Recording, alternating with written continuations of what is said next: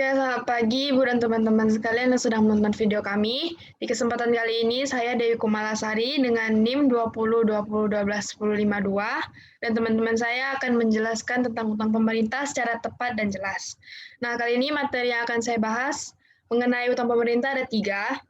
Yang pertama ada besarnya utang pemerintah, yang kedua ada pandangan tradisional dan pandangan Ricardian, dan ketiga ada proses politik. Nah, sebelum kita masuk ke 3 materi inti ini, saya akan mulai dengan menjelaskan penjelasan dasarnya seperti pengertian, ciri-ciri, dan jenis, dan lain sebagainya. Yang pertama, pengertian utang pemerintah. Nah, kalau kita dengar tentang utang, apa sih utang itu? Kayaknya nggak asing ya. Soalnya di kehidupan asli kita juga kita sering mendengar apa itu utang. Ya, utang menurut saya adalah suatu kewajiban yang harus kita penuhi, yang harus kita realisasikan. Sedangkan menurut KBBI, utang merupakan uang yang dipinjam dari orang lain atau kewajiban membayar kembali apa yang sudah diterima. Dari pengertian utang itu, jika kita kaitkan dengan utang pemerintah, merupakan bagian dari kebijakan fiskal atau APBN yang menjadi bagian dari kebijakan pengelolaan ekonomi secara keseluruhan. Utang pemerintah juga memiliki pengertian ialah utang yang dimiliki pemerintah pusat, yang terdiri dari pinjaman dan surat berharga negara atau SBN.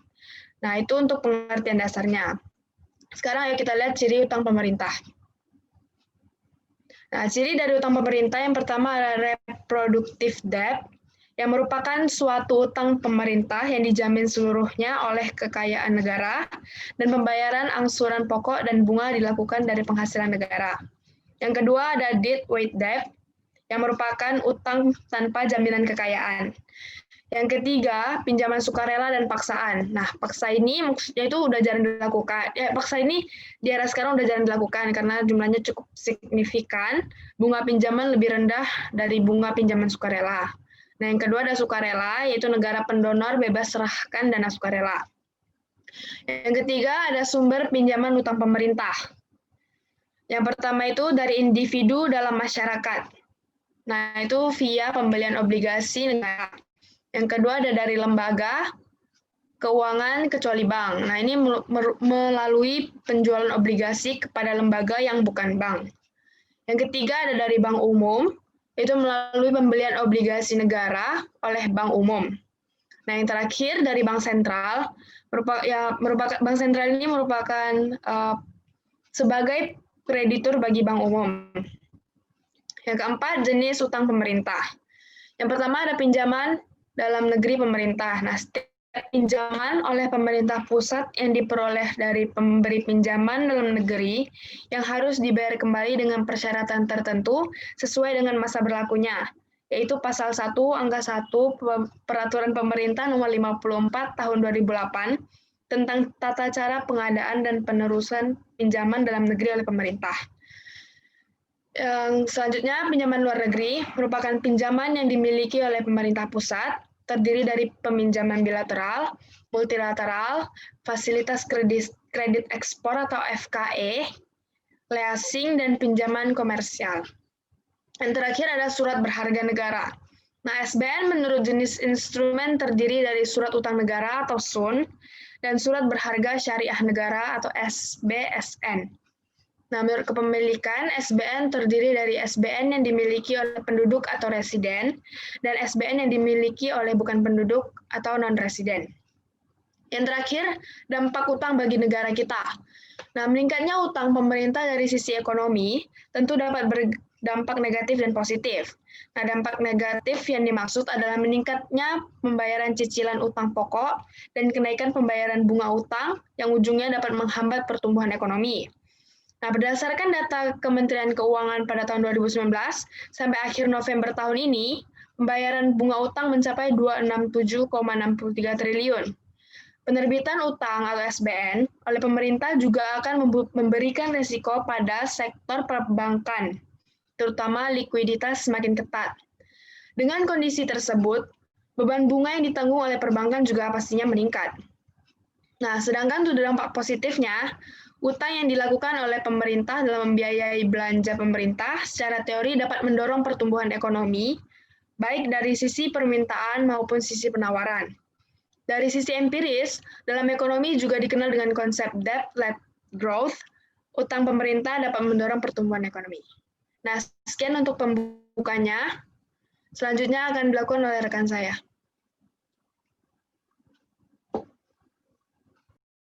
Oke, baik.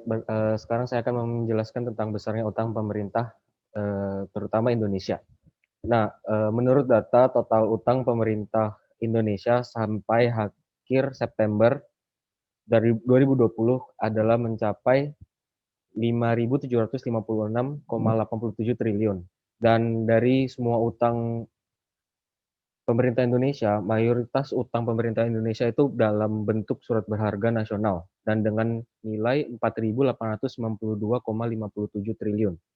Sedangkan rincian dari SBN domestik itu sebesar 3.629,0,4 triliun dan falas yang sebesar 1.263,54 triliun.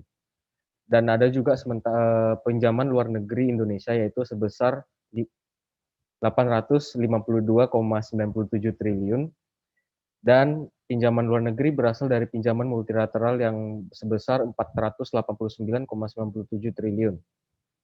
Bilateral sebesar 813,18 triliun dan juga dari bank komersial yang sebesar 44,82 triliun. Dan ada lagi pinjaman dalam negeri sebesar 11,32 triliun. Nah, selanjutnya untuk utang yang ini adalah di mana menjelaskan cara mengatasi utang pemerintah dan kami mengambil Amerika Serikat sebagai contohnya. Dan di sini adalah pada tahun 1980 ketika Presiden Ronald Reagan menjadi Presiden Amerika Serikat, utang pemerintah yang saat itu sangat tinggi menjadi menjadi dampak buruk bagi kehidupan masyarakat Amerika Serikat pada saat itu. Dan salah satu solusi Amerika Serikat pada saat itu adalah mengurangi pajak dan meningkatkan pengeluaran militer. Kebijakan ini berpadu dengan resesi parah karena kebijakan moneter ketat memulai periode panjang defisit anggaran yang semakin tinggi. Nah, karena kenaikan utang pemerintah selama tahun 1980-an, dari situ ada pemerintah akhirnya menaikkan kenaikan pajak, mengatasi batasan belanja, menumbuhkan pertumbuhan ekonomi yang pesat karena kemajuan teknologinya Amerika Serikat, dan juga yang kemudian menyebabkan defisit anggaran mengecil dan akhirnya menjadi surplus, yang sehingga semua utang pemerintah saat itu bisa dipenuhi. Dan selanjutnya kalau dalam pengukuran untuk defisit. Nah, ini cara menghitungnya adalah defisit anggaran pemerintah yang adalah sama dengan belanja pemerintah dikurangi pendapatan pemerintah, atau bisa juga defisit anggaran pemerintah sama dengan jumlah utang baru pemerintah yang perlu dikeluarkan untuk membiayai operasinya. Dan untuk selanjutnya, pandangan tradisional dan pandangan Ricardian akan dijelaskan oleh rekan saya. Nah, teman-teman, untuk materi selanjutnya yaitu pandangan tradisional dan pandangan Ricardian. Nah, sebelum kita memasuki topik selanjutnya, yaitu tentang pandangan Ricardian dan pandangan tradisional, di sini saya ingin memaparkan salah satu slide, yaitu tentang bagaimana para ahli menanggapi tentang utang pemerintah. Di sini mari kita lihat bersama, yaitu perdebatan sampai seberapa besar jumlah utang pemerintah yang tepat telah berlangsung lama, sejak tahun 1800-an. Alexander Hamilton percaya bahwa utang nasional jika tidak berlebihan menguntungkan kita semua.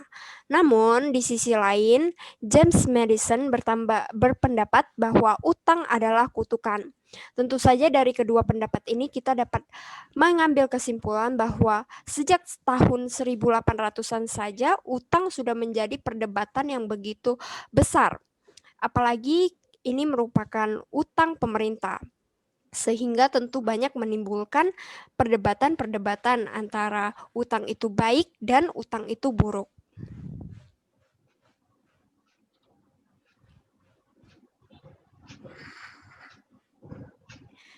Nah, lalu dari slide sebelumnya, tentu kita akan menarik kesimpulan.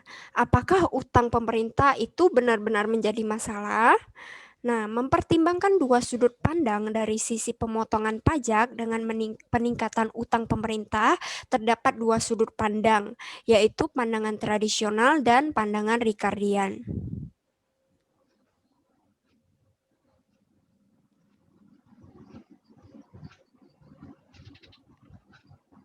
Lalu pandangan tradisional, bagaimana pemotongan pajak dan defisit anggaran mempengaruhi perekonomian dan kemakmuran ekonomi negara? Yang di sini ada beberapa poin, yaitu poin pertama, pemotongan pajak mendorong belanja konsumen dan mengurangi tabungan nasional. Dan yang kedua, penurunan tabungan menaikkan tingkat bunga yang mengurangi investasi. Tentu saja pengurangan tabungan ini akan menaikkan tingkat bunga sehingga akan mengurangi investasi. Namun sebaliknya jika tingkat bunga itu rendah, maka akan menaikkan tingkat investasi. Kemudian poin ketiga, investasi lebih rendah menimbulkan konsumsi dan kemakmuran ekonomi lebih rendah. Poin ketiga ini tentu jelas ya, investasi yang lebih rendah akan menimbulkan konsumsi dan kemakmuran ekonomi yang rendah pula. Yang poin keempat, ketika tabungan nasional turun, orang meminjam dari luar negeri, menyebabkan defisit perdagangan. Ini juga menyebabkan dolar berapresiasi. Yang kelima adalah turunnya ekspor neto mengurangi dampak ekspansif jangka pendek dari perubahan fiskal.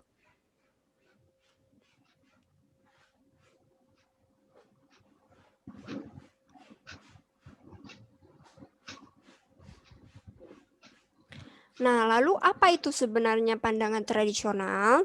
Yaitu kaum ekonom tradisional memandang terdapat trade-off antara utang pemerintah dan pemotongan atau pengurangan pajak.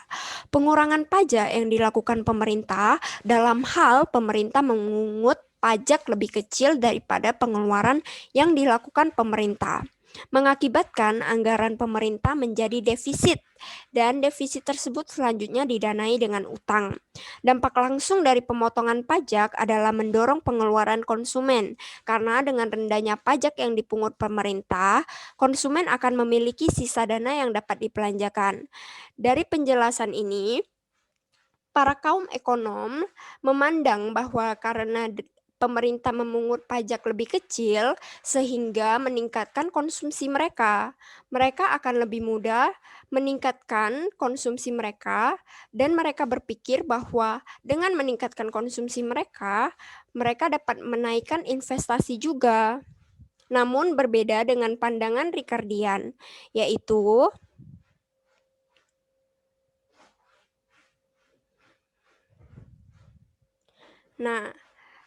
inti dari pandangan dari Ricardian ini, pajak tidak akan ditanggapi konsumen dengan melakukan pengeluaran lebih banyak. Seperti halnya, hal ini didukung dengan kemukakan oleh David Ricardo. Menurut Ricardo, konsumen melihat ke depan dan karena itu, mendasarkan pengeluaran mereka tidak hanya pada pendapatan sekarang, tetapi juga pada pendapatan masa depan yang mereka harapkan. Maksud dari pandangan Ricardian ini adalah para konsumen akan lebih bijak dalam menangani hal tentang pendapatan. Mereka tidak akan berpikir untuk mengkonsumsi sekarang karena mereka berpikir bahwa hal dalam pemotongan pajak ini hanyalah penundaan pajak, sehingga di masa yang akan datang pajak akan lebih besar daripada pajak sekarang.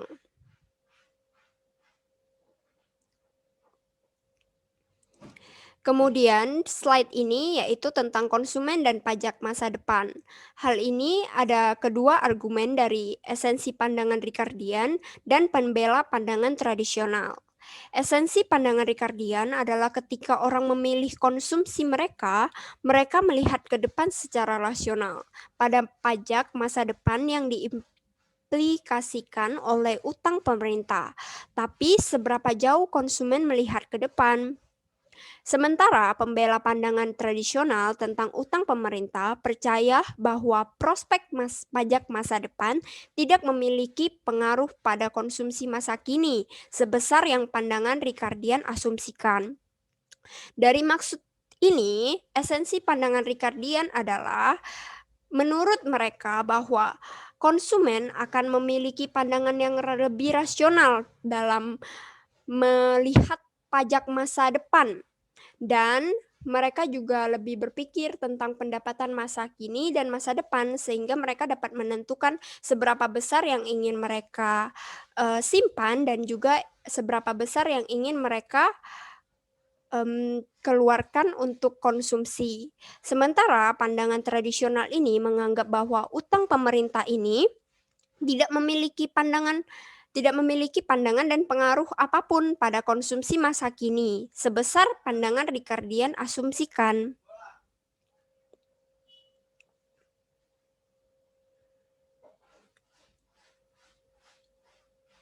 Yang kedua adalah argumen tentang konsumen miopia atau berpikir pendek.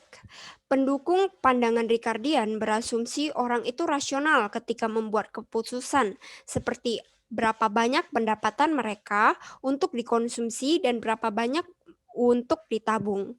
Ketika pemerintah meminjam untuk membayar belanja saat ini, konsumen rasional melihat ke depan untuk mengantisipasi pajak masa depan yang dibutuhkan untuk mendukung utang ini. Sementara salah satu argumen dari pandangan tradisional adalah masyarakat miopia.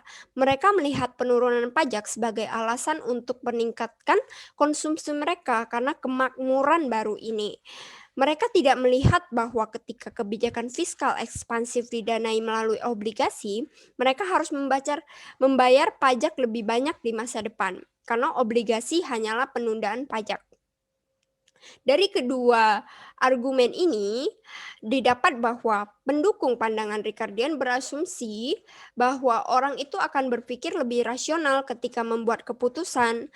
Pendapatan itu mereka akan dipikirkan baik-baik dan matang-matang apakah akan pendapatan seberapa ini akan disimpan atau akan dibelanjakan. Sehingga saat nanti di masa depan, mereka dapat mengantisipasi pajak masa depan yang lebih besar daripada masa kini. Sementara pandangan tradisional, mereka melihat bahwa penurunan pajak ini sebagai kemakmuran baru bagi mereka. Mereka tidak memikirkan bahwa di masa depan mereka akan membayar lebih banyak pajak di masa yang akan datang. Sehingga mereka hanya berpikir untuk mengkonsumsi dan melakukan investasi.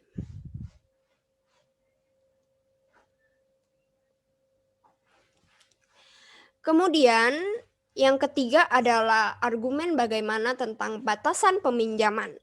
Yang pertama adalah pandangan Ricardian atas utang pemerintah, mengasumsikan bahwa konsumen berdasarkan pengeluarannya tidak hanya pada pendapatan saat ini, tapi juga pada pendapatan seumur hidupnya, yang meliputi pendapatan sekarang dan pendapatan yang diharapkan di masa depan.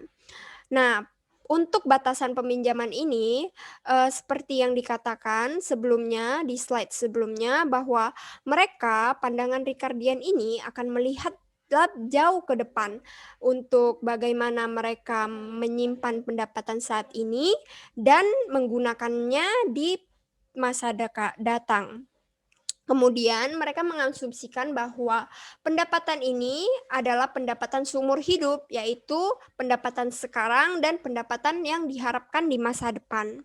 Sementara pendukung pandangan tradisional berpendapat bahwa konsumsi saat ini lebih penting daripada pendapatan seumur hidup untuk konsumen yang menghadapi batasan pinjaman, yang merupakan batas berapa banyak seseorang bisa meminjam dari bank atau lembaga-lembaga keuangan lain. Kemudian, orang yang ingin mengkonsumsi lebih banyak daripada pendapatannya saat ini harus meminjam. Tentu hal ini benar ya, saat kita memiliki pendapatan yang kurang, sementara konsumsi kita lebih besar, tentu kita harus meminjam.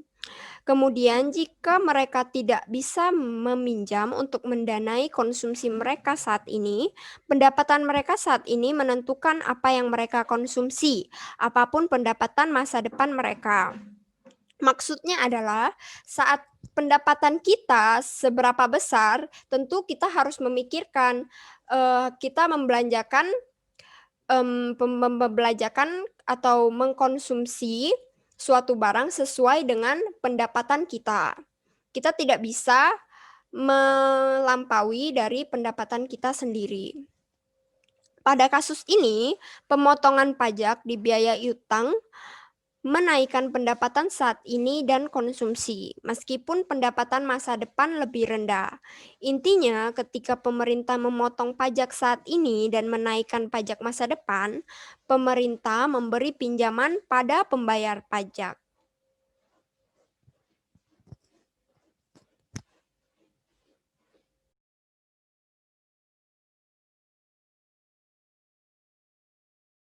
Ketiga adalah proses politik yang akan dijelaskan oleh rekan saya.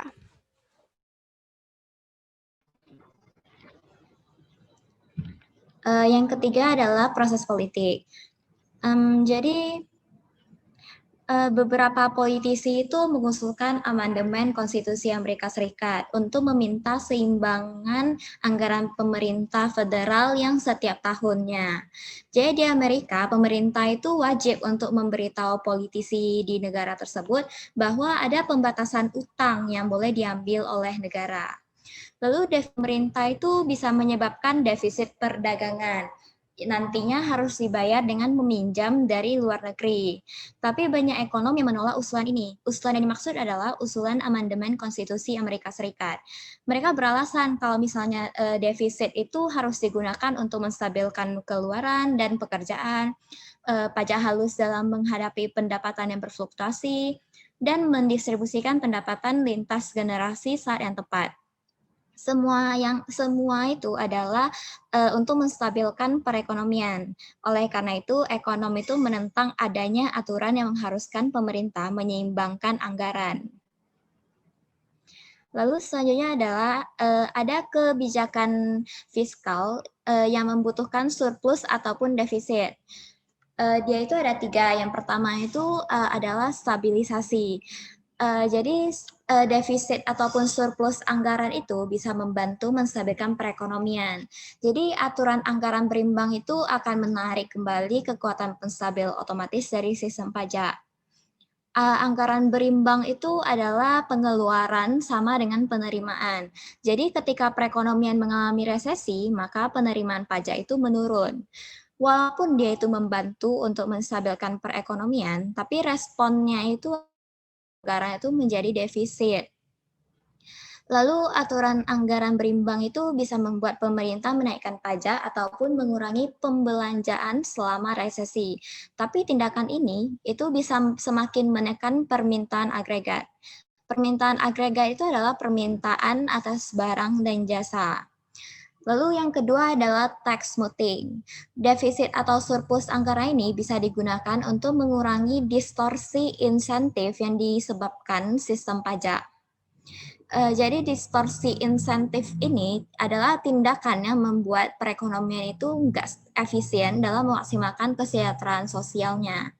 Jadi tarif pajak yang tinggi itu menimbulkan biaya dalam masyarakat dengan menekan aktivitas ekonominya. Karena pengaruh distorsi insentif ini besar bagi pajak, nah jumlah biaya sosial pajak itu diminimalkan dengan mempertahankan tarif pajak yang stabil, bukan yang tinggi dalam beberapa tahun dan rendah di tahun selanjutnya. Nah, kebijakan inilah yang disebut sebagai tax smoothing. Lalu untuk menjaga tarif pajaknya itu stabil, jadi defisit itu diperlukan untuk tahun-tahun yang pendapatannya itu rendah ataupun yang pengeluarannya itu yang tinggi. Lalu yang terakhir adalah distribusi intergenerasi. Jadi defisit anggarannya itu dapat digunakan untuk menggeserkan beban pajak dari generasi saat ini untuk ke generasi yang mendatang. Ya, sebagian ekonom itu berpendapat bahwa generasi saat ini itu berperang demi kemerdekaan. Nah, generasi mendatangnya itu pastinya akan mendapatkan manfaatnya. Nah, oleh karena itu sebaiknya generasi mendatang itu ikut menanggung bebannya juga. Jadi untuk membiayai perang, generasi yang sekarang ini itu bisa mendanainya itu dengan defisit anggaran. Lalu pemerintah nanti bisa melunasi utangnya itu dengan mengenakan pajak pada generasi yang akan datang. Itulah yang disebut dengan distribusi intergenerasi. Lalu selanjutnya adalah dampak fiskal pada kebijakan moneter. Jadi salah satu cara pemerintah mendanai anggaran adalah mencetak uang, tapi kebijakan itu mengarah kepada inflasi yang lebih tinggi.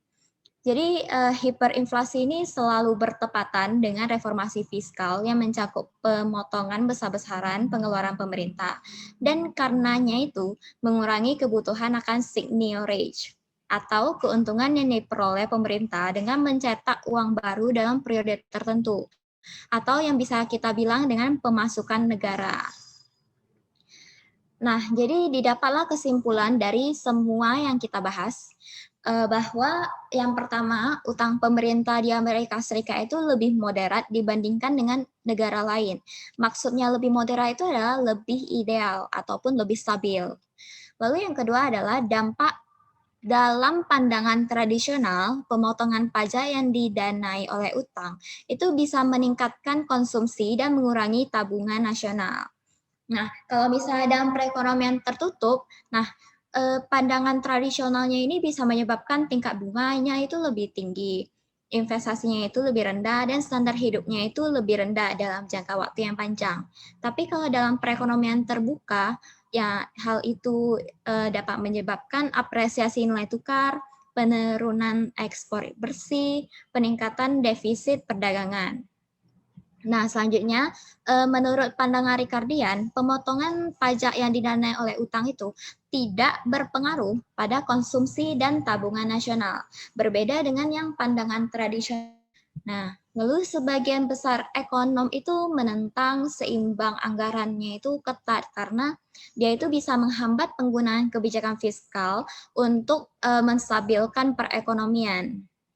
Lalu yang terakhir adalah utang pemerintah itu punya efek yang lainnya, yaitu yang pertama dapat menyebabkan inflasi. Yang kedua, politisi dapat menggeser beban para pajak untuk generasi mendatang, yaitu yang tadi distribusi intergenerasi. Lalu yang ketiga dapat mengurangi pengaruh politik negara dalam urusan internasional atau membuat investor asing menarik modal mereka dari dalam negeri. Nah, jadi sekianlah hasil presentasi kami. Jika ada kesalahan kata, mohon dimaafkan. Terima kasih.